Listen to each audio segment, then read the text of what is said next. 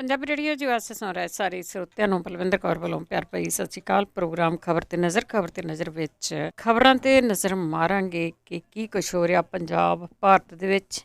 ਸਾਡੇ ਨਾਲ ਹੋਣਗੇ ਬਲਤੇਜ ਪੰਨੂ ਜੀ, ਦੱਸਣਗੇ ਕੀ ਕੁਛ ਚੱਲ ਰਿਹਾ। ਸਾਡੇ ਨਾਲ ਜੁੜ ਚੁੱਕੇ ਨੇ ਬਲਤੇਜ ਪੰਨੂ ਜੀ, ਸਤਿ ਸ਼੍ਰੀ ਅਕਾਲ, ਸਵਾਗਤ ਹੈ ਜੀ। ਸਤਿ ਸ਼੍ਰੀ ਅਕਾਲ ਜੀ, ਧੰਨਵਾਦ ਜੀ, ਬਹੁਤ ਮਿਹਰਬਾਨੀ। ਤੇ ਸਭ ਤੋਂ ਪਹਿਲਾਂ ਗੱਲ ਕਰਦੇ ਹਾਂ ਜਿਹੜਾ ਸਵਾਲ ਕਾਫੀ ਸਾਲਾਂ ਤੋਂ ਚੱਲ ਰਿਹਾ ਬਹਿਬਲ ਕਲਾਂ ਕਾਂਡ ਦੀ, ਉਸ ਦੇ ਵਿੱਚ ਇੱਕ ਵਾਅਦਾ ਮਾਫ ਗਵਾਹ ਆ, ਉਸਨੇ ਨਵੇਂ ਖੁਲਾਸੇ ਕੀਤੇ। ਬਿਲਕੁਲ ਜੀ, ਐਕਚੁਅਲੀ ਇਹ ਵਾਅਦਾ ਮਾਫ ਜਿਹੜਾ ਜੀ, ਕਿਉਂਕਿ ਇਹਦੇ ਵਿੱਚ ਇਹ ਸ਼ਾਮਲ ਸੀਗਾ ਜੀ ਇਸ ਸਾਰੀ ਘਟਨਾ ਦੇ ਵਿੱਚ, ਔਰ ਹੁਣ ਉਹ ਜਿਹੜਾ ਜੀ ਉਹ ਵਾਅਦਾ ਮਾਫ ਗਵਾਹ ਬਣਿਆ। ਕਿਸੇ ਨੇ ਸਵਾਲ ਕੀਤਾ ਸੀਗਾ ਜੀ, ਜਿਹੜੀ ਕੱਲ ਵੀ ਆਪਾਂ ਗੱਲ ਕੀਤੀ ਸੀ ਵੀ ਵਾਅਦਾ ਮਾਫ ਜਿਹੜਾ ਜੀ ਉਹ ਕੀ ਹੁੰਦਾ। ਐਕਚੁਅਲੀ ਇਹ ਥੋੜੀ ਦੇਰ ਮੈਂ ਇਹਦਾ ਦੱਸ ਦੇਵਾਂ ਜੀ, ਕਿਉਂਕਿ ਹੋ ਸਕਦਾ ਬਹੁਤ ਸਾਰੇ ਸਰੋਤਿਆਂ ਨੂੰ ਨਾ ਪਤਾ ਹੋਵੇ। ਮੰਨ ਲਓ ਕੋਈ ਕੇਸ ਜਿਹੜਾ ਹੋਇਆ, ਉਹਦੇ ਵਿੱਚ ਇੱਕ ਦੋਸ਼ੀ ਹੁੰਦਾ, ਇੱਕ ਸਹਿ ਦੋਸ਼ੀ ਜਿਹੜਾ ਜੀ ਹੁੰਦਾ ਨਾਲ, ਜਿਹੜਾ ਮਤਲਬ ਕਿ ਕਿਸੇ ਨੇ ਜਿਹਦੀ ਘਟਨਾ ਨੂੰ ਅੰਜਾਮ ਦਿੱਤਾ ਤੇ ਉਹ ਉਸ ਵੇਲੇ ਉਹ ਨਾਲ ਸੀ, ਉਹਦਾ ਪਾਰਟ ਸੀ, ਉਹਦਾ ਉਸ ਘਟਨਾ ਦੇ ਵਿੱਚ ਹੋ ਸਕਦਾ ਕਿ ਬਹੁਤ ਵੱਡਾ ਰੋਲ ਨਾ ਹੋਵੇ, ਪਰ ਕਿਉਂਕਿ ਉਹਦਾ ਪਾਰਟ ਹੈ ਇਸ ਕਰਕੇ ਉਹ ਨਾਲ ਸਹਿ ਦੋਸ਼ੀ ਬਣਾਇਆ ਜਾਂਦਾ। ਉਹ ਕੀ ਕਰਦਾ, ਉਹ ਅਦਾਲਤ ਨੂੰ ਇਹ ਗੱਲ ਕਹਿੰਦਾ ਵੀ ਮੈਨੂੰ ਵੀ ਇਸ ਮਾਮਲੇ 'ਚ ਧਰ ਲਿਆ ਗਿਆ, ਮੈਂ ਇਹਦੇ ਵਿੱਚ ਵਾਅਦਾ ਮਾਫ ਗਵਾਹ ਜਿਹੜਾ ਜੀ ਉਹ ਬਣ ਜਾਂਦਾ। ਮੈਂ ਦੱਸ ਦਿੰਦਾ ਘਟਨਾ ਕਿਵੇਂ ਹੋਈ, ਕਿਵੇਂ ਇਹਨੂੰ ਅੰਜਾਮ ਜਿਹੜਾ ਸੀ ਉਹ ਦਿੱਤਾ ਗਿਆ, ਮੁੱਖ ਦੋਸ਼ੀ ਜਿਹੜਾ ਉਹਦੇ ਵਿੱਚ ਬਣਾਇਆ ਉਹਨੇ। ਜਦੋਂ ਉਹ ਸਾਰਾ ਇਹ ਬਿਆਨ ਲਿਖਤੀ ਰੂਪ ਦੇ ਵਿੱਚ ਦੇ ਦਿੰਦਾ, ਉਹ ਇਸ ਸ਼ਰਤ ਦੇ ਉੱਤੇ ਹੁੰਦਾ ਕਿ ਉਹਨੂੰ ਸਜ਼ਾ ਨਹੀਂ ਹੋਊਗੀ, ਉਹ ਫਿਰ ਉਹਨੂੰ ਮੁਆਫੀ ਇੱਕ ਕਿਸਮ ਦੀ ਜਿਹੜੀ ਜੀ ਉਹ ਮਿਲ ਜਾਂਦੀ ਹੈ ਇਸ ਮਾਮਲੇ ਦੇ ਉੱਤੇ। ਕੁਝ ਲੋਕ ਇਹ ਵੀ ਕਹਿੰਦੇ ਆ ਕਿ ਜੀ ਬਾਅਦ ਦੇ ਵਿੱਚ ਉਹ ਮੁੱਕਰ ਜਾਂਦੇ, ਜੇ ਉਹ ਬਾਅਦ ਦੇ ਵਿੱਚ ਮੁੱਕਰ ਜਾਂਦੇ ਆ ਤੇ ਉਹ ਦੁਬਾਰਾ ਫਿਰ ਸਹਿ ਦੋਸ਼ੀ ਜਿਹੜਾ ਉਹ ਬਣਾ ਲਿਆ ਜਾਂਦਾ। ਇਹਦੇ ਨਾਲ ਇਹ ਹੁੰਦਾ ਕਿ ਜਿਹੜਾ ਕੋਈ ਮੁੱਖ ਦੋਸ਼ੀ ਹੈਗਾ ਕਿਸੇ ਵੀ ਘਟਨਾ ਦੇ ਵਿੱਚ, ਜਿਵੇਂ ਸਵੇਦ ਸੈਣੀ ਵਾਲੇ ਮਾਮਲੇ ਦੇ ਵਿੱਚ 2 ਵਾਅਦਾ ਮਾਫ ਜਿਹੜੇ ਜੋ ਹੈ, ਉਹਦੇ ਨਾਲ ਉਹ ਜਿਹੜਾ ਕੇਸ ਹੈ ਬਹੁਤ ਸਟਰੋਂਗ ਹੋ ਜਾਂਦਾ ਪੁਲਿਸ ਦਾ, ਵੀ ਦੇਖੋ ਜਿਹੜੇ ਸਹਿ ਦੋਸ਼ੀ ਸੀ ਹੁਣ ਤਾਂ ਉਹਨਾਂ ਨੇ ਵੀ ਦੱਸ ਦਿੱਤਾ ਇਸ ਕਿਸਮ ਦੇ ਨਾਲ ਇਹ ਘਟਨਾ ਜਿਹੜੀ ਵਾਪਰੀ। ਇਸ ਕਰਕੇ ਮੈਂ ਇਹ ਸਰੋਤਿਆਂ ਨੂੰ ਵੀ ਦੱਸਣਾ ਜ਼ਰੂਰੀ ਸਮਝਿਆ ਜੀ ਕਿ ਵਾਅਦਾ ਮਾਫ ਜਿਹੜਾ ਉਹ ਗਵਾਹ ਕੀ ਹੁੰਦਾ। ਅੱਛਾ, ਹੁਣ ਜਿਹੜਾ ਸਵਾਲ ਤੁਸੀਂ ਬਹਿਬਲ ਕਲਾਂ ਵਾਲੇ ਮਾਮਲੇ ਦੇ ਵਿੱਚ ਪੁੱਛਿਆ ਕਿ ਇਹਦੇ ਵਿੱਚ ਇੱਕ ਵਾਅਦਾ ਮਾਫ ਹੁਣ ਗਵਾਹ ਜਿਹੜਾ ਜੀ ਉਹ ਬਣ ਗਿਆ। ਇਹ ਉਸ ਵੇਲੇ ਜਿਹੜਾ ਜੀ ਇੰਸਪੈਕਟਰ ਸੀਗਾ ਪ੍ਰਦੀਪ ਸਿੰਘ। ਪ੍ਰਦੀਪ ਸਿੰਘ ਨੇ ਇੱਕ ਬਹੁਤ ਲੰਬਾ ਚੌੜਾ ਆਪਣਾ ਜਿਹੜਾ ਬਿਆਨ ਹੈ ਉਹ ਅਦਾਲਤ ਦੇ ਵਿੱਚ ਦਿੱਤਾ। ਅਦਾਲਤ ਦੇ ਵਿੱਚ ਜਿਹੜਾ ਸੀਲਬੰਦ ਲਿਫਾਫਾ ਸੀਗਾ ਉਹ ਖੋਲਿਆ ਗਿਆ। ਇਹ ਸੀਲਬੰਦ ਲਿਫਾਫਾ ਖੋਲਣ ਦੇ ਵਾਸਤੇ ਅਦਾਲਤ ਨੇ ਇਸ ਸਿੱਟ ਦੇ ਇੱਕ ਅਹਿਮ ਮੈਂਬਰ ਜਿਹੜੇ ਕਿ ਇਸ ਸਾਰੀ ਘਟਨਾ ਦੀ ਜਾਂਚ ਕਰ ਰਹੇ ਆ, ਕੁੰਵਰ ਵਿਜੇ ਪ੍ਰਤਾਪ ਸਿੰਘ ਹੁਰੀ ਜਿਹੜੇ IG ਨੇ, ਉਹਨਾਂ ਨੂੰ ਅਦਾਲਤ ਦੇ ਵਿੱਚ ਨਿੱਜੀ ਤੌਰ ਦੇ ਉੱਤੇ ਪੇਸ਼ ਹੋਣ ਦੇ ਵਾਸਤੇ ਆਖਿਆ ਸੀ ਕਿ ਉਹਨਾਂ ਦੇ ਸਾਹਮਣੇ ਇਹ ਖੋਲਿਆ ਜਾਵੇ, ਕਿਉਂਕਿ ਇਹ ਜਿਹੜਾ ਬਿਆਨ ਸੀਗਾ ਇਹਦੀ ਕਾਪੀ ਉਹਨਾਂ ਨੇ ਸੌਂਪਣੀ ਸੀ, ਉਹ ਕਿਸੇ ਨੂੰ ਹੋਰ ਨਹੀਂ ਸੀ ਸੌਂਪ ਸਕਦੇ, ਉਹ SIT ਦੇ ਅਹਿਮ ਮੈਂਬਰ ਨੂੰ ਦੇਣੀ ਸੀ, ਜਿਹਦੇ ਕਰਕੇ ਕੁੰਵਰ ਵਿਜੇ ਪ੍ਰਤਾਪ ਸਿੰਘ ਹੁਰੀ ਜਿਹੜੇ ਉਹ ਖੁਦ ਹਾਜ਼ਰ ਫਰੀਦਕੋਟ ਦੀ ਅਦਾਲਤ ਦੇ ਵਿੱਚ ਹੋਏ। ਪ੍ਰਦੀਪ ਸਿੰਘ ਬਹਿਬਲ ਗੋਲੀ ਕਾਂਡ ਦਾ ਜਿਹੜਾ ਦੀ ਉਹ ਮੁਲਜ਼ਮਾਂ ਦੇ ਵਿੱਚ ਤੇ ਸਾਜ਼ਿਸ਼ਕਾਰਾਂ ਦੇ ਵਿੱਚ ਜਿਹੜਾ ਦੀ ਉਹ ਸੀਗਾ, ਜਦੋਂ ਕਿ ਜਿਹੜੇ ਕੁੰਵਰ ਵਿਜੇ ਪ੍ਰਤਾਪ ਸਿੰਘ ਹੁਰੀ ਨੇ ਉਹਨਾਂ ਨੇ ਇਹ ਗੱਲ ਕਹੀ ਆ ਕਿ ਨਹੀਂ, ਐਕਚੁਅਲੀ ਉਹਨਾਂ ਨੇ ਕਿਹਾ ਕਿ ਇਹਨੇ ਵੀ ਦੱਸ ਦਿੱਤਾ, ਪ੍ਰਦੀਪ ਸਿੰਘ ਨੇ ਵੀ ਇਹ ਜਿਹੜੀ ਗੋਲੀ ਦੀ ਸਾਜ਼ਿਸ਼ ਸੀਗੀ ਜਾਂ ਕੋਟਕਪੂਰੇ ਦੇ ਵਿੱਚ ਜਿਹੜਾ ਗੰਦਾ ਪਾਣੀ ਸੁੱਟਣਾ, ਕੁੱਟਮਾਰ ਕਰਨੀ, ਉਹ ਸਾਰੀ ਜਿਹੜੀ ਘੜੀ ਸੀਗੀ ਸਵੇਦ ਸੈਣੀ ਤੇ ਪਰਮਰਾਜ ਸਿੰਘ ਉਮਰਾ ਨੰਗਲ। ਸਵੇਦ ਸੈਣੀ ਉਸ ਵੇਲੇ DGP ਸੀ, ਪਰਮਰਾਜ ਸਿੰਘ ਉਮਰਾ ਨੰਗਲ ਜਿਹੜੇ IG ਨੇ ਉਹ ਲੁਧਿਆਣਾ ਰੇਂਜ ਦੇ ਸਨ। ਉਸ ਰੇਂਜ ਦੇ ਵਿੱਚ ਇਹ ਫਰੀਦਕੋਟ ਨਹੀਂ ਸੀ ਆਉਂਦਾ, ਕਿਉਂਕਿ ਜਿਹੜਾ ਕੋਟਕਪੂਰਾ ਬਹਿਬਲ ਕਲਾਂ ਜਿਹੜਾ ਇਹ ਸਾਰੇ ਇਹ ਫਰੀਦਕੋਟ ਦੇ ਵਿੱਚ ਜਿਹੜਾ ਜੀ ਉਹ ਆਉਂਦੇ ਆ, ਔਰ ਉਹਨੂੰ ਖਾਸ ਤੌਰ ਦੇ ਉੱਤੇ ਉੱਥੇ ਜਿਹੜਾ ਜੀ ਉਹ ਲਿਆਂਦਾ ਗਿਆ ਸੀ। ਜਿਵੇਂ ਇਹਦੇ ਵਿੱਚ ਉਦੋਂ ਦਾ ਮੋਗੇ ਦਾ SSP ਜਿਹੜਾ ਦੀ ਸ਼ਰਮਾ, ਉਹ ਮੋਗੇ ਲੱਗਿਆ ਹੋਇਆ ਸੀ, ਮੋਗੇ ਤੋਂ ਇੱਥੇ ਉਹ ਲਿਆਂਦਾ ਗਿਆ। ਇਹ ਇੱਕ ਟੀਮ ਸੀਗੀ ਜਿਹਦੇ ਬਹੁਤ ਸਾਰੇ ਖੁਲਾਸੇ ਪਿਛਲੇ ਦਿਨਾਂ ਦੇ ਦੌਰਾਨ ਹੋ ਚੁੱਕੇ ਹੋਏ ਆ ਕਿ ਜਦੋਂ ਕੋਈ ਏਦਾਂ ਦਾ ਕੰਮ ਕਰਾਉਣਾ ਹੁੰਦਾ ਸੀ ਉਹ ਟੀਮ ਲਿਆਂਦੀ ਜਾਂਦੀ ਸੀਗੀ। ਹੁਣ ਇਹ ਜਿਹੜਾ ਵਾਅਦਾ ਮਾਫ ਬਣਿਆ ਪ੍ਰਦੀਪ ਸਿੰਘ, ਉਹਨੇ ਆਪਣੇ ਬਿਆਨ ਦੇ ਵਿੱਚ ਇਹ ਦਾਅਵਾ ਕੀਤਾ ਕਿ ਬਹਿਬਲ ਗੋਲੀ ਕਾਂਡ ਦੀ ਸਾਜ਼ਿਸ਼ ਸਵੇਦ ਸੈਣੀ, ਪਰਮਰਾਜ ਉਮਰਾ ਨੰਗਲ ਦੇ ਵੱਲੋਂ ਰਚੀ ਗਈ ਸੀਗੀ। ਇਹ 18 ਸਫ਼ਿਆਂ ਦਾ ਬਿਆਨ ਅਦਾਲਤ ਦੇ ਵਿੱਚ ਸੀਲਬੰਦ ਲਿਫਾਫੇ ਦੇ ਵਿੱਚੋਂ ਜਿਹੜਾ ਜੀ ਉਹ ਕੱਢਿਆ ਗਿਆ। ਜਿਹੜੇ ਸੈਸ਼ਨ ਜੱਜ ਨੇ ਉਹਨਾਂ ਨੇ ਇਸ ਬਿਆਨ ਦੀ ਇੱਕ ਕਾਪੀ ਜਿਹੜੀ ਆ ਉਹ ਜਾਂਚ ਟੀਮ ਦੇ IG ਕੁੰਵਰ ਵਿਜੇ ਪ੍ਰਤਾਪ ਹੋਰਾਂ ਨੂੰ ਦਿੱਤੀ ਆ। ਔਰ ਪ੍ਰਦੀਪ ਸਿੰਘ ਦੇ ਮੁੱਖ ਗਵਾਹ ਵੰਡ ਦੇ ਮੁੱਦੇ ਦੇ ਉੱਤੇ ਬਹਿਸ ਸੁਣਨ ਤੋਂ ਬਾਅਦ ਹੁਣ ਇਹਦੀ ਅਗਲੀ ਤਰੀਕ ਜਿਹੜੀ ਆ ਉਹ 15 ਸਤੰਬਰ ਜਿਹੜੀ ਆ ਉਹ ਪੈ ਗਈ ਹੈ। IG ਕੁੰਵਰ ਵਿਜੇ ਪ੍ਰਤਾਪ ਸਿੰਘ ਹੋਰਾਂ ਨੇ ਜਿਹੜੀ ਦੀ ਇਹ ਗੱਲ ਕਹੀ ਕਿ ਬਾਈਬਲ ਗੋਲੀकांड ਦੇ ਮੁੱਖ ਮੁਲਜ਼ਮ ਤੇ ਸਾਜ਼ਿਸ਼ਕਾਰ ਕੌਣ ਸਨ। ਉਹਨਾਂ ਨੇ ਕਿਹਾ ਕਿ ਅਦਾਲਤ ਨੂੰ ਉਹਨਾਂ ਨੇ ਮੁਲਜ਼ਮਾਂ ਤੇ ਸਾਜ਼ਿਸ਼ਕਾਰਾਂ ਦੇ ਨਾਂ ਦੱਸ ਦਿੱਤੇ ਆ, ਪਰ ਉਹਨਾਂ ਨੇ ਕਿਹਾ ਕਿ ਪੱਤਰਕਾਰਾਂ ਦੇ ਨਾਲ ਜਿਹੜਾ ਜੀ ਉਹ ਸਾਂਝਾ ਨਹੀਂ ਇੱਥੇ ਕਰ ਸਕਦੇ, ਨਾ ਉਹਨਾਂ ਨੇ ਕੋਈ ਗੱਲ ਜਿਹੜੀ ਜੀ ਉਹ ਕੀਤੀ। ਉਹ ਕਹਿੰਦੇ ਮੈਨੂੰ ਅਦਾਲਤ ਨੇ ਪੁੱਛਿਆ ਸੀ ਵੀ ਤੁਹਾਡੀ ਜਾਂਚ ਦੇ ਵਿੱਚ ਕੌਣ ਕੌਣ ਸਾਜ਼ਿਸ਼ਕਰਤਾ ਨੇ, ਉਹ ਇਸ ਕਰਕੇ ਪੁੱਛਿਆ ਜਿਹੜਾ ਵੀ ਹੋ ਸਕਦਾ ਹੈ ਕਿ ਪ੍ਰਦੀਪ ਸਿੰਘ ਨੇ ਜੋ ਕੁਝ ਇਹ ਵਾਅਦਾ ਮਾਫ ਗਵਾਹ ਬਣਨ ਦੇ ਵੇਲੇ ਦੱਸਿਆ ਉਹਦੇ ਵਿੱਚ ਕੋਈ ਸੱਚਾਈ ਜਿਹੜੀ ਹੈ ਜੀ ਉਹ ਹੈਗੀ ਆ ਜਾਂ ਨਹੀਂ। ਉਹਨਾਂ ਨੇ ਕਿਹਾ ਕਿ ਮੈਂ ਅਦਾਲਤ ਨੂੰ ਇਹਦੇ ਸੰਬੰਧੀ ਸਾਰਾ ਕੁਝ ਜਿਹੜਾ ਜੀ ਉਹ ਦੱਸ ਦਿੱਤਾ। ਤੇ ਹੁਣ ਇਹ ਜਿਹੜੀ ਜਾਂਚ ਹੈ 15 ਤੋਂ ਬਾਅਦ ਇੱਕ ਨਵੇਂ ਤਰੀਕੇ ਦੇ ਨਾਲ ਥੋੜੀ ਜਿਹੜਾ ਜੀ ਉਹ ਅੱਗੇ ਚੱਲੂਗੀ। ਉਹ ਇਸ ਕਰਕੇ ਨਵੇਂ ਤਰੀਕੇ ਦੇ ਨਾਲ ਜਿਹੜੀ ਚੱਲੂਗੀ ਕਿ ਇਹਦੇ ਵਿੱਚ ਹੁਣ ਇੱਕ ਅਹਿਮ ਕੜੀ ਜਿਹੜੀ ਹੈ ਜੀ ਉਹ ਜੁੜ ਗਈ ਹੈ। ਉਹ ਇਹ ਕਿ ਇਹਦੇ ਵਿੱਚ ਜਿਹੜਾ ਇੰਸਪੈਕਟਰ ਉਦੋਂ ਦਾ ਸੀਗਾ ਉਹ ਵਾਅਦਾ ਮਾਫ ਗਵਾਹ ਦੇ ਰੂਪ ਦੇ ਵਿੱਚ ਸਾਹਮਣੇ ਜਿਹੜਾ ਜੀ ਉਹ ਆ ਗਿਆ। ਇਹ ਇੱਕ ਅਹਿਮ ਪ੍ਰਾਪਤੀ ਹੈ ਜੀ ਇਸ ਸਾਰੇ ਕੇਸ ਦੀ। ਉਹ ਵੀ ਉਦੋਂ ਜਦੋਂ ਇੱਕ ਚਲਾਨ ਜਿਹੜਾ ਜੀ ਵੱਡਾ ਪੇਸ਼ ਹੋਣ ਵਾਲਾ ਐਨੀ ਟਾਈਮ ਜੀ। ਤੇ ਸਮੇਤ ਸੈਣੀ ਦੀ ਜੇ ਫਿਰ ਅੱਗੇ ਗੱਲ ਕਰੀਏ ਤਾਂ ਜੋ ਲੋਕਾਂ ਨੂੰ ਭਜਾ ਕੇ ਮੁੰਡਿਆਂ ਨੂੰ ਮਾਰਦਾ ਸੀ, ਅੱਜ ਆਪ ਭੱਜਾ ਫਿਰਦਾ ਪੁਲਿਸ ਦੇ ਅੱਗੇ ਅੱਗੇ, ਪਰ ਉਸਦੇ ਕੁਝ ਕੁ ਪਰਿਵਾਰ ਆ ਛਾਪੇ ਦੇ ਦੌਰਾਨ ਉਹ ਮਿਲੇ ਹੈਗੇ ਆ। ਇਹਨਾਂ ਨੂੰ ਪਤਾ ਨਹੀਂ ਇਹਨਾਂ ਨੇ ਹੁਣ ਚੱਕਿਆ ਜਾਂ ਨਹੀਂ, ਲੋਕਾਂ ਦੇ ਤਾਂ ਪਰਿਵਾਰ ਚੱਕ ਲੈਂਦੇ ਸੀ। ਨਹੀਂ ਚੱਕੇ ਨਹੀਂ ਜੀ, ਉਹ ਆਮ ਲੋਕ ਸੀਗੇ। ਇਹ ਆਮ ਲੋਕ ਜਿਹੜੇ ਜੀ ਉਹ ਨਹੀਂ ਹੈਗੇ। ਨਹੀਂ ਤਾਂ ਇੱਥੇ ਤਾਂ ਅੱਜ ਕੱਲ੍ਹ ਥੋੜਾ ਪੰਜਾਬ ਦੇ ਵਿੱਚ ਘਟਿਆ ਤਾਂ ਡੰਗਰ ਬੱਚਾ ਵੀ ਲੈ ਆਉਂਦੇ ਸੀ, ਲਿਆ ਕੇ ਡੰਗਰ ਡੁੰਗਰ ਸਾਰੇ ਉਹ ਥਾਣੇ ਤਾੜ ਲੈਂਦੇ ਸੀ ਵੀ ਪ੍ਰੈਸ਼ਰ ਪਊਗਾ ਆਪੇ ਬੰਦਾ ਜਿਹੜਾ ਜੀ ਉਹ ਪੇਸ਼ ਕਰਨਗੇ। ਇੱਕ ਤਾਂ ਸਮੇਤ ਸੈਣੀ ਪਹੁੰਚ ਗਿਆ ਜੀ ਜਿਹੜਾ ਇੱਥੇ ਸੁਪਰੀਮ ਕੋਰਟ ਦੇ ਵਿੱਚ ਇਸ ਮਾਮਲੇ ਦੇ ਉੱਤੇ, ਔਰ ਸੁਪਰੀਮ ਕੋਰਟ ਦੇ ਵਿੱਚ ਉਹਨੇ ਜਿਹੜੀ ਜੀ ਆਪਣੀ ਅਗਾਊਂ ਜ਼ਮਾਨਤ ਦੀ ਅਰਜ਼ੀ ਜਿਹੜੀ ਆ ਉਹ ਲਾਈ ਆ। ਉਧਰ ਜਿਹੜਾ ਦੂਜਾ ਮਾਮਲਾ ਉਹਦੇ ਨਾਲ ਜੁੜਿਆ ਹੋਇਆ ਜਿਹੜਾ CBI ਦੀ ਅਦਾਲਤ ਦੇ ਵਿੱਚ ਸੈਣੀ ਮੋਟਰਸ ਵਾਲਾ, ਉਸ ਮਸਲੇ ਦੇ ਉੱਤੇ ਨੋਟਿਸ ਜਿਹੜਾ ਜੀ ਉਹ ਜਾਰੀ ਹੋ ਗਿਆ।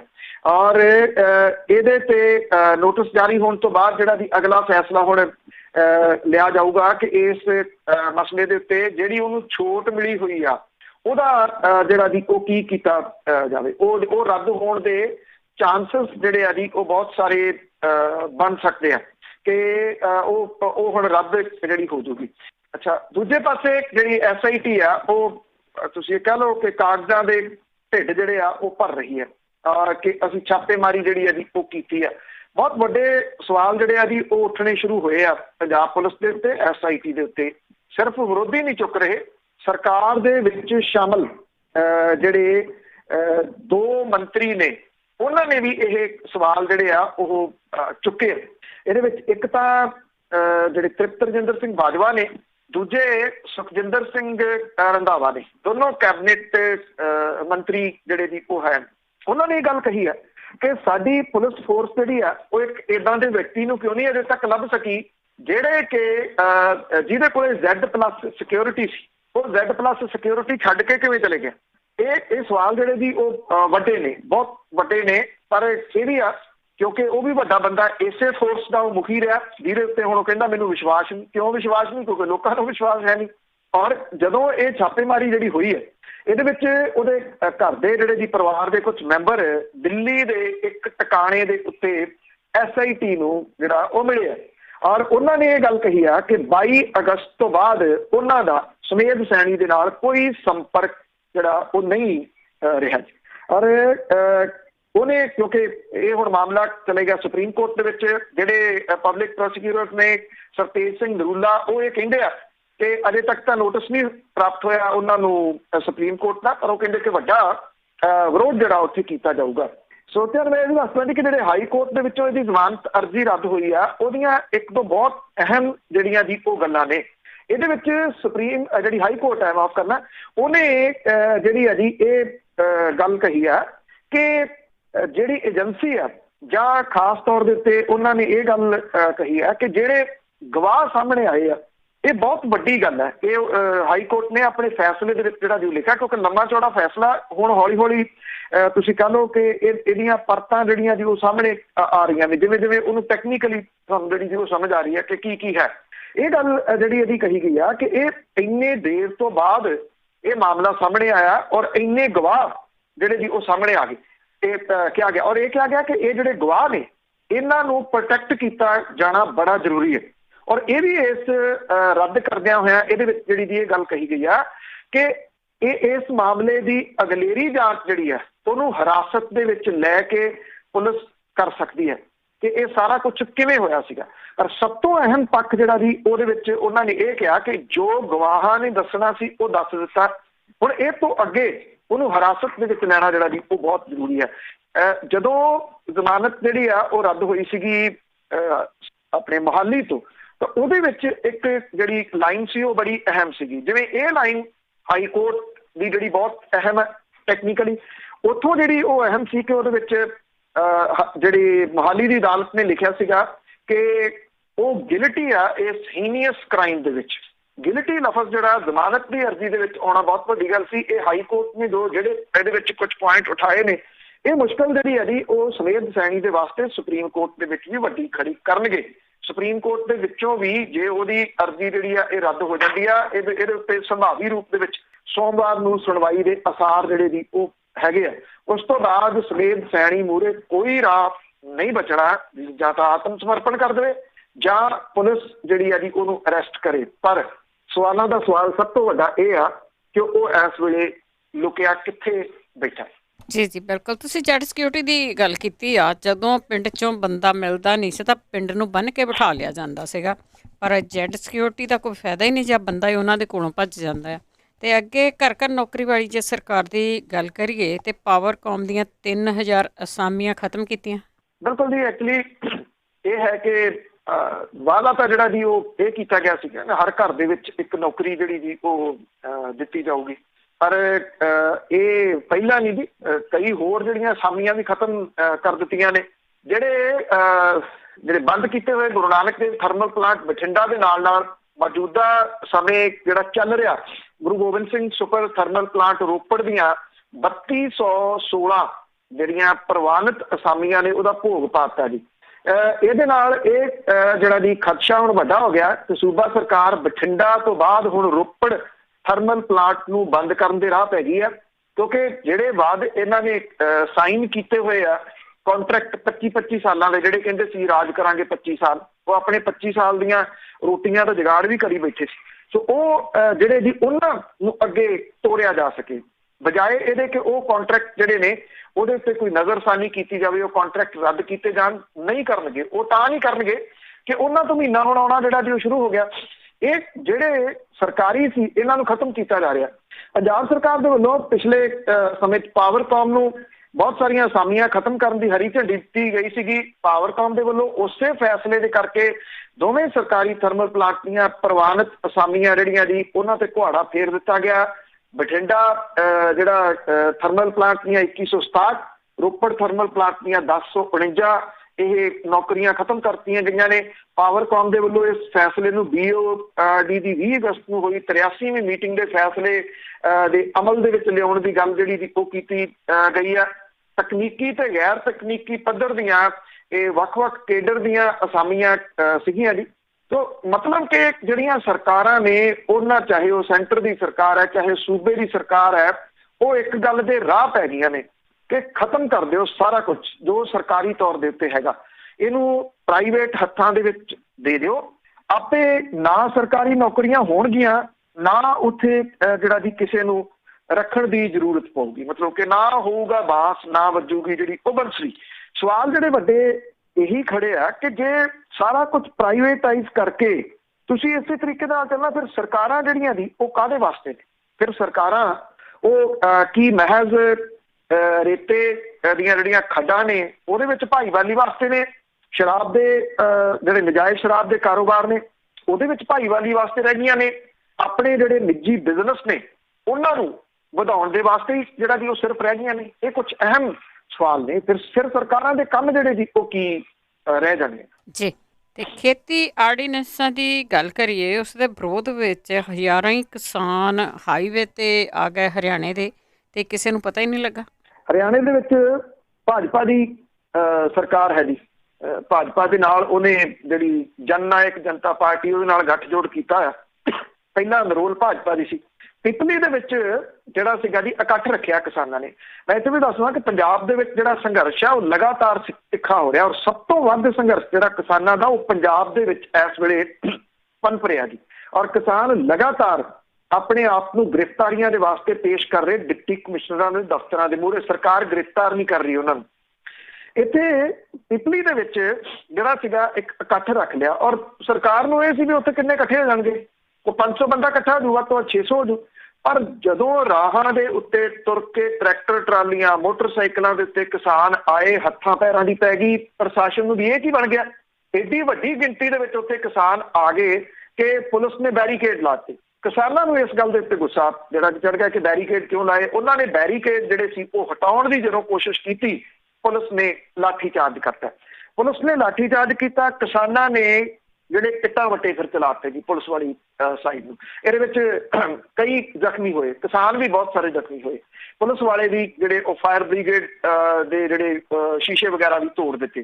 ਫਿਰ ਉਹ ਪਿਪਲੀ ਜਿਹੜਾ ਪੈਂਦਾ ਜੀ, ਪਿਪਲੀ ਇਹ ਮੇਨ ਹਾਈਵੇ ਦੇ ਉੱਤੇ ਪੈਂਦਾ, ਨੈਸ਼ਨਲ ਹਾਈਵੇ ਨੰਬਰ 1 ਦੇ ਉੱਤੇ। ਇਹ ਤੁਰ ਪਏ ਜੀ ਹਾਈਵੇ ਵੱਲ ਨੂੰ।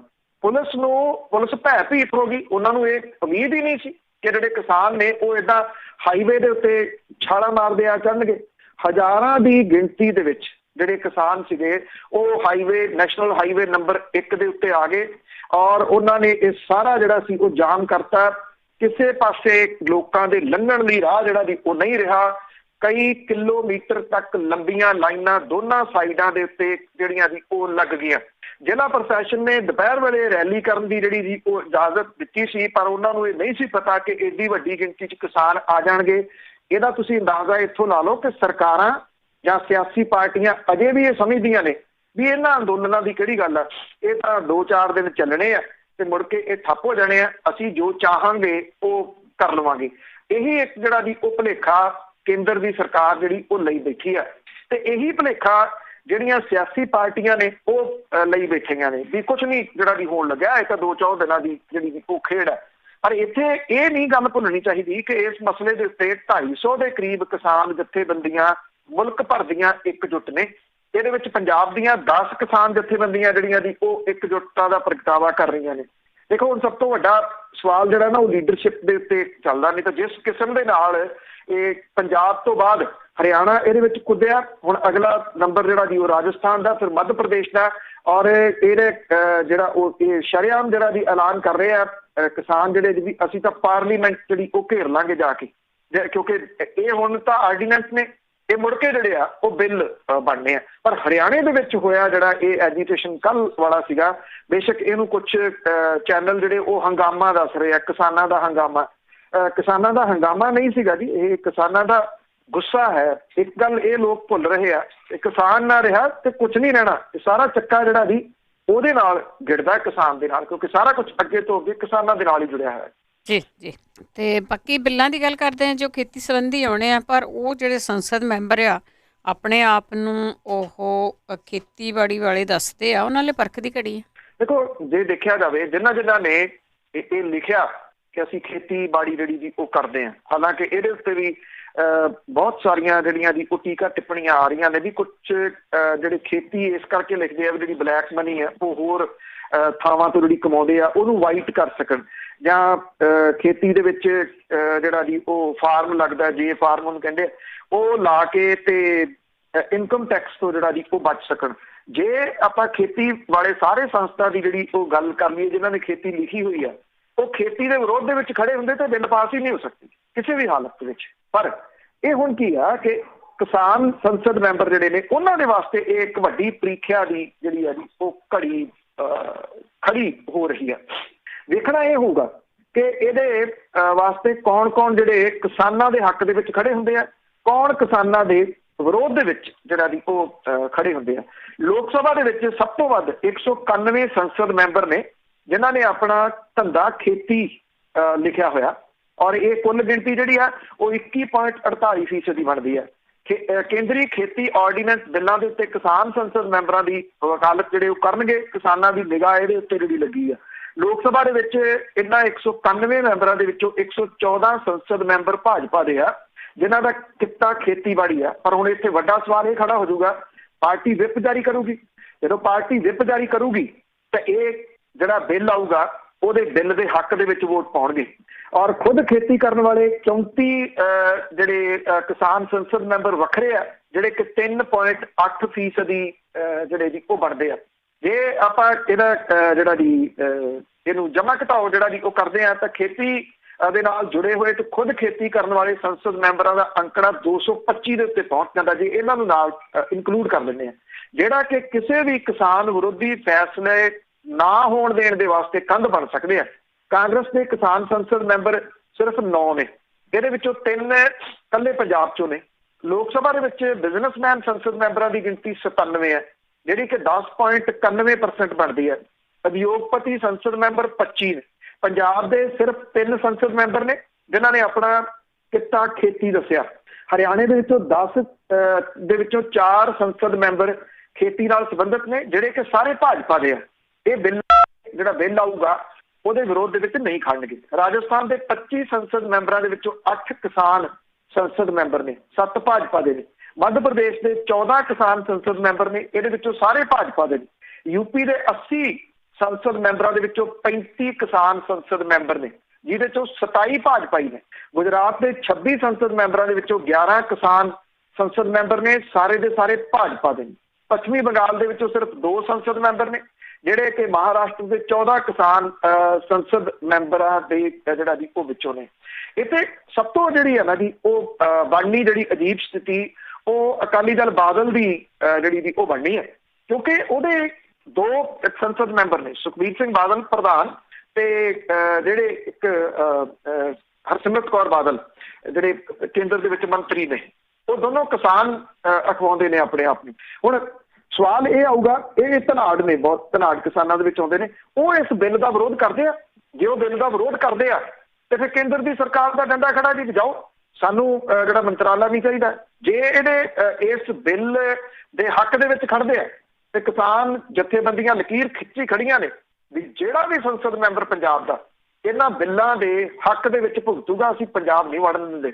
ਜੇ ਆਪਾਂ ਰਾਜ ਸਭਾ ਦੀ ਗੱਲ ਕਰੀਏ ਤੇ ਬਾਦਲ ਜਿਹੜਾ ਦਲ ਹੈ ਉਹਦੇ ਰਾਜ ਸਭਾ ਦੇ ਉਹਦੇ ਵਾਸਤੇ 3 ਨੇ, ਇਸ ਵੇਲੇ 2 ਨੇ, ਬਲਵਿੰਦਰ ਸਿੰਘ ਭੂੰਦੜ ਤੇ ਮਿਸਟਰ ਗੁਜਰਾਲ, ਨਰੇਸ਼ ਗੁਜਰਾਲ, ਉਹ ਦੋਨੋਂ ਰਾਜ ਸਭਾ ਦੇ ਮੈਂਬਰ ਨੇ। ਤੀਜੇ ਰਾਜ ਸਭਾ ਦੇ ਮੈਂਬਰ ਨੇ ਸੁਖਦੇਵ ਸਿੰਘ ਢੀਂਡਸਾ, ਉਹ ਵੱਖਰੇ ਨੇ। ਹੁਣ ਸੁਖਦੇਵ ਸਿੰਘ ਢੀਂਡਸਾ ਹੋਰਾਂ ਦੇ ਵਾਸਤੇ ਵੀ ਸਥਿਤੀ ਜਿਹੜੀ ਸੌਖੀ ਨਹੀਂ ਰਹਿਣੀ। ਜਿਵੇਂ ਇਹ ਕਿਹਾ ਜਾਂਦਾ ਕਿ ਸੁਖਦੇਵ ਸਿੰਘ ਢੀਂਡਸਾ ਹੋਰਾਂ ਨੂੰ ਥਾਪੜਾ ਬੀਜੇਪੀ ਦਾ, ਭਲਾ ਉਹ ਇਸ ਬਿੱਲ ਦੇ ਵਿਰੋਧ ਦੇ ਵਿੱਚ ਖੜਦੇ ਆ? ਇਹ ਬੜਾ ਵੱਡਾ ਜਿਹੜਾ ਜੀ ਉਹ ਸਵਾਲ ਹੋਊਗਾ। ਕਾਂਗਰਸ ਦੇ ਰਾਜ ਸਭਾ ਮੈਂਬਰ ਤੇ ਜਿਹੜੇ ਮੈਂਬਰ ਪਾਰਲੀਮੈਂਟ ਨੇ ਉਹ ਇਸ ਬਿੱਲ ਦੇ ਵਿਰੋਧ ਦੇ ਵਿੱਚ ਖੜਨਗੇ। ਆਮ ਆਦਮੀ ਪਾਰਟੀ ਦਾ ਪੰਜਾਬ ਤੋਂ ਇੱਕੋ ਮੈਂਬਰ ਨੇ ਭਗਵੰਤ ਮਾਨ ਹੋਰੀ, ਉਹ ਇਸ ਬਿੱਲ ਦੇ ਵਿਰੋਧ ਦੇ ਵਿੱਚ ਖੜਨਗੇ। ਰਾਜ ਸਭਾ ਦੇ ਵਿੱਚ 3 ਮੈਂਬਰ ਨੇ ਆਮ ਆਦਮੀ ਪਾਰਟੀ ਦੇ, ਦਿੱਲੀ ਤੋਂ ਨੇ, ਉਹ ਪੰਜਾਬ 'ਚੋਂ ਕੋਈ ਇਹਨਾਂ ਦਾ ਨਹੀਂ ਹੈਗਾ। ਉਹ ਇਸ ਬਿੱਲ ਦੇ ਵਿਰੋਧ ਦੇ ਵਿੱਚ ਜਿਹੜਾ ਜੀ ਉਹ ਖੜਨਗੇ।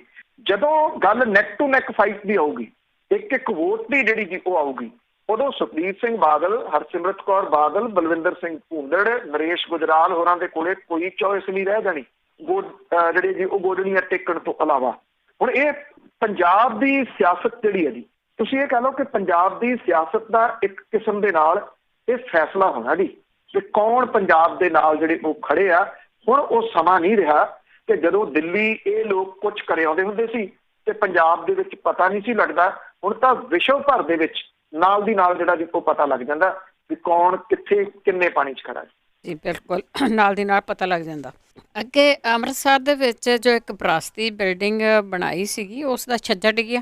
ਦੇਖੋ ਗੱਲ ਇਹ ਹੈ ਕਿ ਇਹ ਛੱਜਾ ਤਾਂ ਵੈਸੇ ਇੱਕ ਵਾਰੀ ਜੇ ਤੁਹਾਨੂੰ ਯਾਦ ਹੋਵੇ ਤਾਂ ਚੋਰੀ ਵੀ ਹੋ ਗਿਆ ਸੀ ਅੰਦਰੋਂ ਦਰਬਾਰ ਸਾਹਿਬ ਦੇ, ਉਹਦਾ ਨਹੀਂ ਪਤਾ ਲੱਗਿਆ ਅਜੇ ਤੱਕ ਉਹ ਛੱਜਾ ਕਿੱਥੇ ਗਿਆ। ਇਹ ਜਦੋਂ ਵਿਰਾਸਤੀ ਸਟਰੀਟ ਬਣਾਈ ਆ, ਬਿਨਾਂ ਕਿਸੇ ਸ਼ੱਕ ਦੇ ਇਹ ਬਹੁਤ ਅਟਰੈਕਟਿਵ ਜਿਹੜੀ ਜੀ ਉਹ ਲੱਗਦੀ ਹੈ, ਚੰਗੀ ਲੱਗਦੀ ਹੈ। ਜਿਹੜੀ ਚੰਗੀ ਚੀਜ਼ ਹੈ ਉਹ ਚੰਗੀ ਹੈ। ਜਦੋਂ ਵੀ ਬਣੀ ਹੈ ਇਹਦੇ ਨਾਲ ਕੰਟਰੋਵਰਸੀ ਵੀ ਜਿਹੜੀ ਜੀ ਉਹ ਜੁੜੀ ਹੋਈ ਹੈ, ਚਾਹੇ ਉਹ ਬੁੱਤਾਂ ਵਾਲੀ ਕੰਟਰੋਵਰਸੀ ਸੀਗੀ, ਚਾਹੇ ਕਿਉਂਕਿ ਬਣਾ ਲਈ ਇਹਦੀ ਪਾਣੀ ਦੀ ਨਿਕਾਸੀ ਕੀਤੀ ਹੋਈ ਨਹੀਂ ਕਿਤੇ। ਇਹ ਸੋਚਿਆ ਹੀ ਨਾ ਵੀ ਜਦੋਂ ਮੀਂਹ ਪਊਗਾ ਤੇ ਪਾਣੀ ਕਿੱਧਰ ਨੂੰ ਨਿਕਲੂਗਾ। 2-2 ਫੁੱਟ ਪਾਣੀ ਖੜ ਜਾਂਦਾ ਜਦੋਂ ਮੀਂਹ ਪੈਂਦਾ।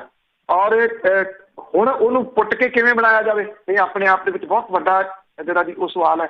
ਉਹਦੇ ਨਾਲ ਜਦੋਂ ਪਾਣੀ ਖੜਦਾ ਤੇ ਬਿਨਾਂ ਕਿਸੇ ਸ਼ੱਕ ਦੇ ਜੋ ਕੁਝ ਜਿਹੜਾ ਬਣਿਆ ਉਹਦੇ ਉੱਤੇ ਉਹਦਾ ਮਾੜਾ ਅਸਰ ਤਾਂ ਪੈ ਰਿਹਾ। ਕੂੜੇ ਦੇ ਢੇਰ ਅਕਸਰ ਚਰਚਾ ਦਾ ਵਿਸ਼ਾ ਜਿਹੜਾ ਜੀ ਉਹ ਬਣਦੇ ਆ, ਉਹ ਸਮੇਂ ਦੇ ਉੱਤੇ ਚੁੱਕਿਆ ਨਹੀਂ ਜਾਂਦਾ। ਉਹਦੇ ਲਈ ਇਹ ਵੀ ਹੈ ਕਿ ਇਕੱਲਾ ਪ੍ਰਸ਼ਾਸਨ ਨੂੰ ਦੋਸ਼ ਨਹੀਂ ਦਿੱਤਾ ਜਾ ਸਕਦਾ, ਸੁੱਟਣ ਵਾਲਿਆਂ ਨੂੰ ਕੋਈ ਸ਼ਰਮ ਨਹੀਂ ਹੈਗੀ ਤੇ ਉਹ ਕਿਉਂ ਉੱਥੇ ਢੇਰ ਜਿਹੜੇ ਜੀ ਉਹ ਲਾਉਂਦੇ ਆ। ਤਾਂ ਜਿੱਥੇ ਤੁਰੇ ਜਾਂਦੇ ਖਾਧਾ ਮਾਰਿਆ ਕਾਗਜ਼ ਜਿਹੜਾ ਜੀ ਉਹ ਚਲਾ ਕੇ ਜੋ ਇੱਥੇ ਆਮ ਚੱਲਦਾ, ਉਹਨਾਂ ਨੂੰ ਕੋਈ ਵਿਰਾਸਤੀ ਜਿਹੜੀ ਇਹ ਸਟਰੀਟ ਆ ਉਹਦੇ ਵਾਸਤੇ ਕੋਈ ਰਿਸਪੈਕਟ ਵਗੈਰਾ ਜਿਹੜੀ ਉਹ ਨਹੀਂ ਹੈਗੀ। ਅੱਛਾ, ਹੁਣ ਇਹ ਫੇਰ ਚਰਚਾ ਦਾ ਵਿਸ਼ਾ ਬਣ ਗਿਆ। 2016 ਦੇ ਵਿੱਚ ਕਰੋੜਾਂ ਰੁਪਈਏ ਦੀ ਲਾਗਤ ਦੇ ਨਾਲ ਬਣਿਆ ਵਿਰਾਸਤੀ ਮਾਰਗ ਜਿਹੜਾ ਸੀਗਾ ਉਹਦੇ ਨੇੜੇ ਸ਼ਾਪਿੰਗ ਕੰਪਲੈਕਸ ਬਣਿਆ ਸੀ ਔਰ ਉਹਦੀ ਛੱਤ ਦੇ ਉੱਤੇ ਇੱਕ ਪਾਲਕੀ ਨੁਮਾ ਛੱਜਾ ਬਣਾਇਆ ਗਿਆ ਸੀਗਾ। ਇਹ ਛੱਜਾ ਕੱਲ੍ਹ ਡਿੱਗ ਪਿਆ ਜੀ। ਇਹ ਛੱਜਾ ਉੱਥੇ ਲੱਗਿਆ ਸੀ ਜਿੱਥੇ ਇਹ ਜਿਹੜਾ ਇਹ ਵਿਰਾਸਤੀ ਕੰਪਲੈਕਸ ਹੈ ਉਹਦੇ ਮੇਨ ਜਿਹੜੀ ਐਂਟਰੈਂਸ ਹੈ ਔਰ ਇਹਨੂੰ ਪੂਰੀ ਦੀ ਪੂਰੀ ਇਮਾਰਤ ਨੂੰ ਇੱਕ ਰਵਾਇਤੀ ਦਿੱਖ ਜਿਹੜਾ ਜੀ ਉਹ ਦਿੰਦਾ ਸੀ। ਇੱਕਦਮ ਇਹ ਛੱਜਾ ਪੂਰੇ ਦਾ ਪੂਰਾ ਡਿੱਗ ਪਿਆ। ਸਾਰਾ ਮਲਬਾ ਜਿਹੜਾ ਸੀਗਾ ਉਹ ਮੁੱਖ ਦੁਆਰ ਦੇ ਉੱਤੇ ਡਿੱਗ ਪਿਆ। ਇਹ ਤਾਂ ਆਵਾਜਾਈ ਘੱਟ ਹੈ COVID-19 ਕਰਕੇ, ਨਹੀਂ ਤਾਂ ਅਦਰਵਾਈਜ਼ ਕਿੰਨਾ ਰਸ਼ ਇੱਥੇ ਹੁੰਦਾ ਸਭ ਨੂੰ ਪਤਾ ਹੈ। ਡਿੱਗਿਆ ਵੀ ਦਿਨ ਦੇ ਵੇਲੇ ਜੇ ਰਸ਼ ਹੁੰਦਾ ਤੇ ਇੱਥੇ ਜਾਨੀ ਨੁਕਸਾਨ ਹੋਣ ਦਾ ਬਹੁਤ ਵੱਡਾ ਜਿਹੜਾ ਜੀ ਉਹ ਡਰ ਹੋ ਸਕਦਾ ਸੀਗਾ। ਅਕਾਲੀ ਸਰਕਾਰ ਦੇ ਵੇਲੇ ਜਿਹੜਾ ਜੀ ਇਹ ਵਿਰਾਸਤੀ ਮਾਰਗ ਵਿਰਾਸਤੀ ਸ਼ਾਪਿੰਗ ਕੰਪਲੈਕਸ ਬਣਿਆ ਸੀ ਔਰ ਇਹਨੂੰ ਬਹੁਤ ਵੱਡੀ ਪ੍ਰਾਪਤੀ ਦੇ ਵਜੋਂ ਦਰਸਾਇਆ ਗਿਆ ਸੀ ਅਕਾਲੀ ਦਲ ਦੇ ਵੱਲੋਂ। ਹੈਗੀ ਚੰਗੀ ਚੀਜ਼ ਜਿਹੜੀ ਜੀ ਉਹ ਸੀਗੀ, ਪਰ ਆਹ ਹੁਣ ਮਟੀਰੀਅਲ ਵਾਲਾ ਤੁਸੀਂ ਜਿਹੜਾ ਜੀ ਉਹ ਦੇਖ ਲਓ, ਨਾ ਬਾਰਿਸ਼ ਦਾ ਪਾਣੀ ਜਿਹੜਾ ਜੀ ਉਹ ਨਿਕਲ ਰਿਹਾ। ਹੁਣ ਇੱਥੇ ਕੌਣ ਕਿੰਨੇ ਪੈਸੇ ਲਾ ਕੇ ਖਾ ਗਿਆ, ਇਹ ਆਪਣੇ ਆਪ ਦੇ ਵਿੱਚ ਵੱਡਾ ਸਵਾਲ ਹੈ ਜੀ। ਗਾਰੇ ਨਾਲ ਤਾਂ ਬਣਿਆ ਨਹੀਂ ਹੋਊਗਾ ਬਿਨਾਂ ਕਿਸੇ ਸ਼ੱਕ ਦੇ। 4 ਸਾਲਾਂ ਦੇ ਵਿੱਚ ਉਹ ਛੱਜਾ ਡਿੱਗ ਪਿਆ। ਹੁਣ ਸਵਾਲ ਇਹ ਵੀ ਖੜਾ ਹੋ ਗਿਆ ਵੀ ਜਿਹੜੀ ਇਹ ਵਿਰਾਸਤੀ ਬਿਲਡਿੰਗ ਜਿਹੜੀ ਬਣਾਈ, ਸ਼ਾਪਿੰਗ ਕੰਪਲੈਕਸ ਬਣਾਇਆ, ਜ਼ਮੀਨ 2 ਦਾ ਇਹ ਹੇਠਾਂ ਜ਼ਮੀਨ ਦੇ ਵੀ ਕਿਤੇ ਇਹ ਵੀ ਛੱਜੇ ਵਾਂਗੂ ਨਾ ਡਿੱਗ ਪਏ ਜੀ। ਜੀ ਬਿਲਕੁਲ। ਤੇ ਅੱਗੇ ਪੰਜਾਬ ਪੁਲਿਸ ਦੀ ਗੱਲ ਕਰਦੇ ਹਾਂ। ਜਿਸ ਤਰ੍ਹਾਂ ਜੰਮੂ ਕਸ਼ਮੀਰ ਦੇ ਵਿੱਚ ਬਹੁਤਾ ਕੁਛ ਇੰਟਰਨੈਟ ਬੰਦ ਕਰਤਾ, ਉਹ ਬੰਦ ਕਰਤਾ, ਹੁਣ ਇੱਥੇ ਕਈ ਸਾਈਟਾਂ ਬੰਦ ਕਰਨ ਦੀਆਂ ਤਿਆਰੀਆਂ ਹੋ ਰਹੀਆਂ ਹੋ ਗਈਆਂ ਜੀ। ਬਲਕਿ ਜਿਹੜੀਆਂ ਕੁਝ ਸਾਈਟਾਂ ਤਾਂ ਬੰਦ ਹੋ ਗਈਆਂ।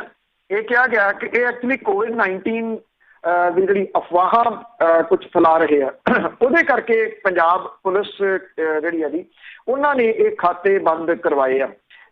45 ਜਿਹੜੇ ਲਿੰਕਸ ਨੇ ਉਹਨਾਂ ਨੂੰ ਬਲੌਕ ਕਰਨ ਦੇ ਵਾਸਤੇ ਸੈਂਟਰ ਦੇ ਕੋਲੇ ਪਹੁੰਚ ਕੀਤੀ ਹੈ, ਜਿਨ੍ਹਾਂ ਦੇ ਖਿਲਾਫ ਸੋਸ਼ਲ ਮੀਡੀਆ ਪਲੇਟਫਾਰਮ ਦੇ ਉੱਤੇ ਨੋਟਿਸ ਦਿੱਤੇ ਜਾਣ ਦੇ ਬਾਵਜੂਦ ਕਾਰਵਾਈ ਨਹੀਂ ਹੋ ਸਕੀ।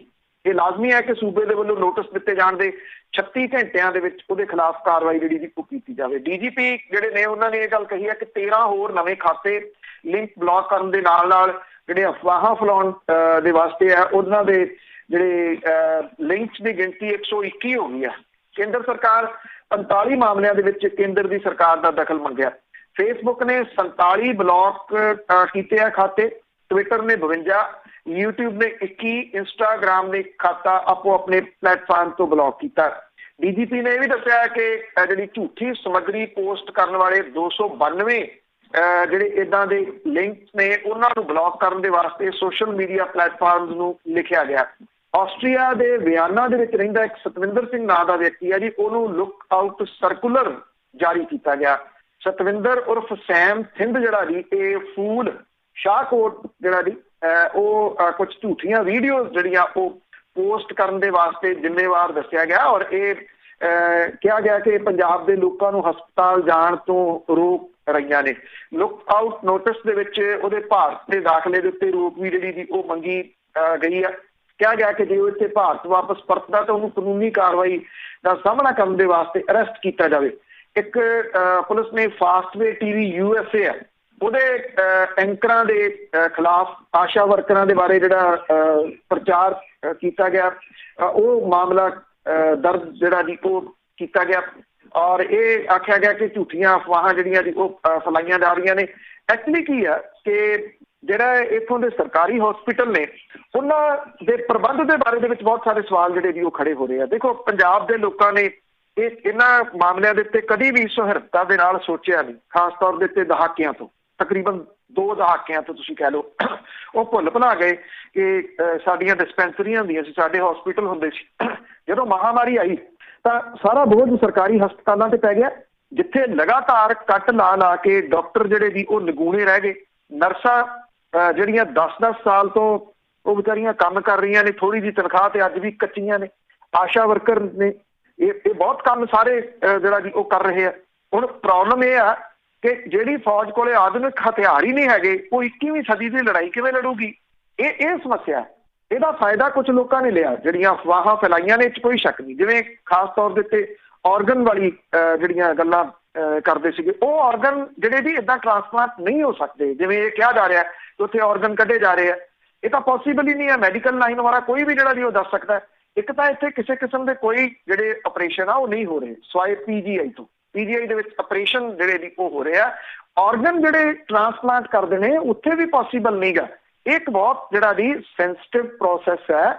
ਇਹ ਵੀ ਨਹੀਂ ਆ ਕਿ ਔਰਗਨ ਕੱਢ ਕੇ ਝੋਲੇ 'ਚ ਪਾ ਕੇ ਰੱਖ ਲਏ ਜਾਂ ਫਿਰ ਉਹਨੂੰ ਫਰਿੱਜ 'ਚ ਰੱਖਤਾ ਵੀ ਜਦੋਂ ਲੋੜ ਪਊਗੀ ਉਦੋਂ ਵਰਤ ਲਾਂਗੇ। ਇਸ ਤਰ੍ਹਾਂ ਨਹੀਂ ਗਾ ਇਹ। ਪਰ ਇਹ ਅਫਵਾਹਾਂ ਫੈਲੀਆਂ ਕਿਉਂ? ਇਹ ਸਭ ਤੋਂ ਵੱਡਾ ਜਿਹੜਾ ਜੀ ਉਹ ਸਵਾਲ ਸੀਗਾ।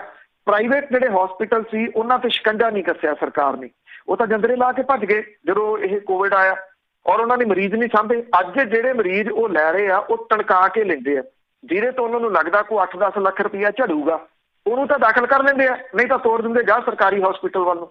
ਸਰਕਾਰੀ ਹਸਪੀਟਲਾਂ ਦੇ ਹਾਲਾਤ ਜਿਹੜੇ ਦੀ ਉਹ ਇਹ ਨੇ ਕਿ ਜਿਹਨੂੰ ਇਹ ਸਿਆਸਤਦਾਨ ਪੰਜਾਬ ਦਾ ਮੈਨਚੈਸਟਰ ਕਹਿੰਦੇ ਆ, ਲੁਧਿਆਣਾ, ਉੱਥੇ 4 ਵੈਂਟੀਲੇਟਰ ਨੇ। ਲੁਧਿਆਣੇ ਤੱਕ ਦੇ ਜਿਹੜੇ ਮਰੀਜ਼ ਨੇ ਉਹ ਇੱਧਰ ਜਿਹੜੇ ਰੈਫਰ ਕੀਤੇ ਜਾ ਰਹੇ ਆ ਪਟਿਆਲੇ ਰਜਿੰਦਰਾ ਹਸਪੀਟਲ ਦੇ, ਉਹ ਬਠਿੰਡੇ ਤੱਕ ਜਿਹੜੇ ਦੀ ਮਰੀਜ਼ ਇੱਥੇ ਆ ਰਹੇ ਨੇ। ਹੁਣ ਰਜਿੰਦਰਾ ਹਸਪੀਟਲ ਦੇ ਕੋਲੇ ਏਡਾ ਵੱਡਾ ਕਿਹੜਾ ਢਾਂਚਾ, ਉਹ ਇੰਨੇ ਜ਼ਿਲ੍ਹਿਆਂ ਦੇ ਜਿਹੜੇ ਮਰੀਜ਼ ਆ ਉਹਨਾਂ ਦੀ ਟ੍ਰੀਟਮੈਂਟ ਜਿਹੜੀ ਦੀ ਹੋ ਜਾਊਗੀ। ਔਰ ਹੁਣ ਜੇ ਸਰਕਾਰ ਨੇ ਸ਼ਿਕੰਜਾ ਕੱਸਿਆ, ਜਿਹੜੇ ਅਫਵਾਹਾਂ ਫੈਲਾਉਣ ਵਾਲੇ, ਉਹਦੇ ਉੱਤੇ ਜ਼ਰੂਰ ਕੱਸਿਆ ਜਾਣਾ ਚਾਹੀਦਾ ਸ਼ਿਕੰਜਾ। ਤਾਂ ਫਿਰ ਆਪਣੇ MLA ਦੇ ਉੱਤੇ ਵੀ ਇਹਨਾਂ ਨੂੰ ਕੱਸਣਾ ਚਾਹੀਦਾ। ਨਿਰਮਲ ਸਿੰਘ ਸ਼ਤਰਾਣਾ ਇੱਥੇ ਰਜਿੰਦਰਾ ਹਸਪੀਟਲ ਦਾਖਲ ਹੁੰਦੇ, ਪੋਜ਼ਿਟਿਵ ਹੋਣ ਤੋਂ ਬਾਅਦ ਪ੍ਰਸ਼ਾਸਨ ਹਰਕਤ 'ਚ ਆਉਂਦਾ, ਨਾਲ ਦੀ ਨਾਲ ਉਹਨਾਂ ਦੀ ਵੀਡੀਓ ਬਣਾ ਲਈ ਜਾਂਦੀ ਹੈ। ਇੱਥੇ ਬਹੁਤ ਚੰਗੇ ਪ੍ਰਬੰਧ ਨੇ, ਮੈਂ ਬਹੁਤ ਖੁਸ਼ ਹਾਂ, ਸਟਾਫ ਮੈਨੂੰ ਬੜੇ ਤਰੀਕੇ ਨਾਲ ਦੇਖ ਰਿਹਾ। ਅਜੇ ਉਹ ਵੀਡੀਓ ਪ੍ਰਸ਼ਾਸਨ ਰਿਲੀਜ਼ ਨਹੀਂ ਕਰਦਾ, ਉਦੋਂ ਪਹਿਲਾਂ ਨਿਰਮਲ ਸਿੰਘ ਸ਼ਤਰਾਣਾ ਉਹਦੀ ਚੁੱਪ ਕਰਕੇ ਖਿਸਕ ਜਾਂਦੇ ਆ ਤੇ ਜਾ ਕੇ ਪ੍ਰਾਈਵੇਟ ਹਸਪੀਟਲ ਦੇ ਵਿੱਚ ਦਾਖਲ ਹੋ ਜਾਂਦੇ ਆ। ਕੀ ਉਹਨਾਂ ਦੇ ਉੱਤੇ ਵੀ ਇਹੋ ਜਿਹਾ ਮਾਮਲਾ ਨਹੀਂ ਦਰਜ ਜਿਹੜਾ ਜੀ ਹੋਣਾ ਚਾਹੀਦਾ ਕਿ ਉਹ ਇੱਥੋਂ ਜਿਹੜਾ ਜੀ ਉਹ ਛੱਡ ਕੇ ਕਿਉਂ ਗਏ, ਉਹ ਇੱਥੇ ਕਿਉਂ ਨਹੀਂ ਜਿਹੜਾ ਜੀ ਰਹੇ, ਤਾਂ ਕਿ ਲੋਕਾਂ ਨੂੰ ਜਵਾਬ ਦਿੱਤਾ ਜਾਂਦਾ। ਉਹ ਛੱਡੋ, ਤੁਸੀਂ ਨਿਰਮਲ ਸਿੰਘ ਸ਼ਤਰਾਣਾ ਹੋਰੀ ਇਕੱਲੇ ਛੱਡੋ, 30 ਦੇ ਕਰੀਬ ਜਿਹੜੇ ਵਿਧਾਇਕ ਸੀਗੇ ਉਹ ਪੋਜ਼ਿਟਿਵ ਆਏ ਸੀ। ਉਹਨਾਂ ਦੇ ਵਿੱਚੋਂ ਦੱਸੋ ਇੱਕ ਜਿਹਨੇ ਸਰਕਾਰੀ ਹਸਪੀਟਲ ਦੇ ਵਿੱਚੋਂ ਇਲਾਜ ਕਰਾਇਆ ਹੋਵੇ? ਇੱਕ ਵੀ ਹੈ ਨਹੀਂ ਜੀ। ਉੱਥੋਂ ਤਾਂ ਡਰ ਲੱਗਦਾ ਨਾ ਇਹਨਾਂ ਨੂੰ। ਤੇ ਅਖੀਰ ਦੇ ਵਿੱਚ ਗੱਲ ਕਰਦੇ ਹਾਂ ਕਿ ਬਹੁਤ ਸਾਰੇ ਸਿਆਸਤਦਾਨ ਆ, ਉਹਨਾਂ ਦੇ ਕੇਸ ਕੋਈ 36 ਸਾਲ ਤੋਂ, ਕੋਈ ਇਸ ਤੋਂ ਵੀ ਪੁਰਾਣਾ ਹੋਊਗਾ, ਉਹ ਦੱਬੇ ਪੈ ਰਹਿੰਦੇ ਆ। ਪਏ ਹੋਏ ਜੀ। ਐਕਚੁਅਲੀ ਸੁਪਰੀਮ ਕੋਰਟ ਦਾ ਅਚਾਨਕ ਇਹਦੇ ਵੱਲ ਧਿਆਨ ਗਿਆ ਕਿ ਪੰਜਾਬ ਦੇ ਇੱਕ ਸਿਆਸਤਦਾਨ ਦੇ ਖਿਲਾਫ ਫੌਜਦਾਰੀ ਕੇਸ ਦੇ ਵਿੱਚ 36 ਸਾਲ ਤੋਂ ਲਟਕਣ ਦੇ ਉੱਤੇ ਇੱਕ ਸ਼ੌਕ ਲੱਗਿਆ ਸੁਪਰੀਮ ਕੋਰਟ ਨੂੰ। ਉਹਨੇ ਸੂਬੇ ਦੀ ਸਰਕਾਰ ਤੋਂ ਸਪਸ਼ਟੀਕਰਨ ਮੰਗਿਆ। ਜਸਟਿਸ NV ਰਮੰਨਾ ਦੀ ਅਗਵਾਈ ਵਾਲੇ 3 ਮੈਂਬਰੀ ਬੈਂਚ ਨੇ ਸਿਆਸਤ ਦੇ ਵਿੱਚ ਅਪਰਾਧੀਆਂ ਦੀ ਮੌਜੂਦਗੀ ਦੇ ਖਿਲਾਫ ਲੋਕ ਹਿੱਤ ਪਟੀਸ਼ਨ ਦੇ ਉੱਤੇ ਸੁਣਵਾਈ ਕਰਦਿਆਂ ਪੁੱਛਿਆ ਕਿ ਉਮਰ ਕੈਦ ਤੱਕ ਦੀ ਸਜ਼ਾ ਹੋਣ ਨਾਲ ਸੰਬੰਧਿਤ ਕੇਸ 36 ਸਾਲ ਕਿਵੇਂ ਲਟਕ ਗਿਆ। ਬੈਂਚ ਨੇ ਸੀਨੀਅਰ ਐਡਵੋਕੇਟ ਤੇ ਅਦਾਲਤ ਦੇ ਮਿੱਤਰ ਵਿਜੇ ਹੰਸਾਰੀਆ ਤੋਂ ਜਦੋਂ ਪੁੱਛਿਆ ਕਿ ਦੇਸ਼ ਦੇ ਵਿੱਚ ਸਭ ਤੋਂ ਪੁਰਾਣਾ ਕੇਸ ਕਿਹੜਾ ਪੈਂਡਿੰਗ ਹੈ, ਤਾਂ ਉਹਨੇ ਕਿਹਾ ਜੀ ਪੰਜਾਬ ਦੇ ਵਿੱਚ 1983 ਤੋਂ ਇੱਕ ਪੈਂਡਿੰਗ ਕੇਸ ਸਭ ਤੋਂ ਪੁਰਾਣਾ ਹੈ। ਬੈਂਚ ਨੂੰ ਬੜਾ ਸ਼ੌਕ ਲੱਗਿਆ ਕਿ 1983 36 ਸਾਲ। ਔਰ ਇਹਦੇ ਨਾਲ ਬੈਂਚ ਨੇ ਜਿਹੜਾ ਜੀ ਇਹ ਪੁੱਛਿਆ ਕਿ ਪੰਜਾਬ ਸਟੇਟ ਦਾ ਕਿਹੜਾ ਵਕੀਲ ਹੈ, ਕੋਈ ਨਜ਼ਰ ਨਹੀਂ ਆ ਰਿਹਾ। ਵੀਡੀਓ ਕਾਨਫਰੰਸਿੰਗ ਦੇ ਰਾਹੀਂ ਜਿਹੜੀ ਸੁਣਵਾਈ ਸੀ ਉਹਦੇ ਵਿੱਚ ਸਕਰੀਨ ਦੇ ਉੱਤੇ ਜਦੋਂ ਇੱਕ ਵਕੀਲ ਨਜ਼ਰ ਆਇਆ ਤੇ ਉਹਨੇ ਹੱਥ ਖੜਾ ਕੀਤਾ ਜੀ ਮੈਂ ਹੈਗਾ ਪੰਜਾਬ ਤੋਂ। ਉਹਨੂੰ ਪੁੱਛਿਆ ਗਿਆ ਜੀ 36 ਸਾਲ ਤੋਂ ਕਿਵੇਂ ਪੈਂਡਿੰਗ ਹੈ, ਕੀ ਤੁਸੀਂ ਫੌਜਦਾਰੀ ਕੇਸਾਂ ਦੀ ਪੈਰਵਾਈ ਕਰਨ ਲਈ ਜ਼ਿੰਮੇਵਾਰ ਨਹੀਂ? ਤਾਂ ਵਕੀਲ ਨੇ ਕਿਹਾ ਜੀ ਕਿ ਅਸੀਂ ਜ਼ਿੰਮੇਵਾਰ ਹਾਂ, ਮੈਂ ਜਾਣਕਾਰੀ ਇਕੱਠੀ ਕਰੂੰਗਾ, ਰਿਪੋਰਟ ਦਾਖਲ ਕਰੂੰਗਾ। ਹੁਣ ਇਹ ਨਹੀਂ ਪਤਾ ਵਕੀਲ ਸਾਹਿਬ 36 ਸਾਲ ਹੋਰ ਨਾ ਲਾ ਦੇਣ ਇਹ ਜਿਹੜੀ ਜਾਣਕਾਰੀ ਇਕੱਠੀ ਕਰਨ ਦੇ ਵਾਸਤੇ। ਹੰਸਾਰੀਆ ਨੇ ਆਪਣੇ ਹਲਫਨਾਮੇ ਦੇ ਵਿੱਚ ਇਹ ਗੱਲ ਕਹੀ ਕਿ ਪੰਜਾਬ ਦੇ ਵਿੱਚ 35 ਕੇਸ ਹੈ, ਜਿਨ੍ਹਾਂ ਦੇ ਵਿੱਚੋਂ 21 ਕੇਸਾਂ ਦੇ ਵਿੱਚ ਸਿਟਿੰਗ ਜਿਹੜੇ ਉਹ MP ਤੇ ਵਿਧਾਇਕ ਉਹ ਮੁਲਜ਼ਮ ਨੇ। ਇਹਨਾਂ ਦੇ ਵਿੱਚੋਂ ਇੱਕ ਕਤਲ ਤੇ ਡਰੱਗ ਦੇ ਨਾਲ ਸੰਬੰਧਿਤ ਹੈ, ਜਿਨ੍ਹਾਂ ਤੇ ਸੁਪਰੀਮ ਕੋਰਟ ਨੇ ਸਟੇ ਦਿੱਤੀ ਹੋਈ ਹੈ। 1983 ਦੇ ਇੱਕ ਕੇਸ ਦੇ ਵਿੱਚ 36 ਸਾਲ ਬਾਅਦ 2019 ਦੇ ਵਿੱਚ ਫਰਦ ਜੁਰਮ ਜਿਹੜੀ ਉਹ ਆਇਦ ਕੀਤੀ ਗਈ ਸੀ। ਹਰਿਆਣੇ ਦੇ ਵਿੱਚ 11 ਸਿਟਿੰਗ ਤੇ 11 ਸਾਬਕਾ ਸੰਸਦ ਤੇ ਵਿਧਾਇਕਾਂ ਦੇ ਖਿਲਾਫ ਕੇਸ ਪੈਂਡਿੰਗ ਨੇ। ਹਿਮਾਚਲ ਦੇ ਵਿੱਚ 48 ਕੇਸ ਪੈਂਡਿੰਗ ਨੇ। ਇਹਨਾਂ ਦੇ ਵਿੱਚੋਂ 35 ਸਿਟਿੰਗ ਵਿਧਾਇਕਾਂ ਤੇ ਸੰਸਦਾਂ ਦੇ ਖਿਲਾਫ ਨੇ।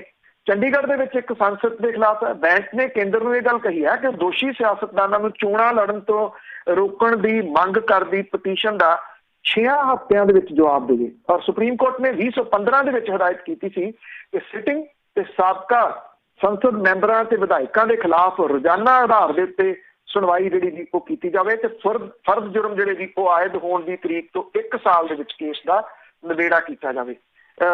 ਉਹ ਪੁਰਾਣੀ ਕਹਾਵਤ ਇੱਥੇ ਝੂਠ ਹੋ ਗਈ ਜੀ, ਵੀ 12ਵੀਂ ਸਾਲੀ ਜਿਹੜੀ ਉਹ ਰੂੜੀ ਦੀ ਵੀ ਸੁਣੀ ਜਾਂਦੀ, ਇੱਥੇ ਤਾਂ ਕਈ 12 ਸਾਲ ਲੰਘ ਗਏ, ਰੂੜੀ ਵੀ ਪਤਾ ਨਹੀਂ ਕੀ ਬਣ ਗਈ ਹੁਣ। ਬਿਲਕੁਲ ਜੀ, 12 ਸਾਲ 3 ਵਾਰੀ ਲੰਘ ਗਿਆ। ਬਾਬਾ ਧੰਨਵਾਦ ਬਲਤੇਜ ਪੰਨੂ ਜੀ। ਮਿਹਰਬਾਨੀ ਜੀ, ਧੰਨਵਾਦ ਜੀ, ਸਤਿ ਸ਼੍ਰੀ ਅਕਾਲ। ਸਤਿ ਸ਼੍ਰੀ ਅਕਾਲ ਜੀ। ਸਰੋਤੇ ਸਨ ਬਲਤੇਜ ਪੰਨੂ ਜੀ। ਇਸੇ ਦੇ ਨਾਲ ਸਾਡਾ ਅੱਜ ਦਾ ਬੁਲਟਨ ਇੱਥੇ ਸਮਾਪਤ। ਹੁਣ ਬਲਵਿੰਦਰ ਕੌਰ ਵੱਲੋਂ ਵੀ ਆਪ ਸਭ ਨੂੰ ਹੀ ਸਤਿ ਸ਼੍ਰੀ ਅਕਾਲ।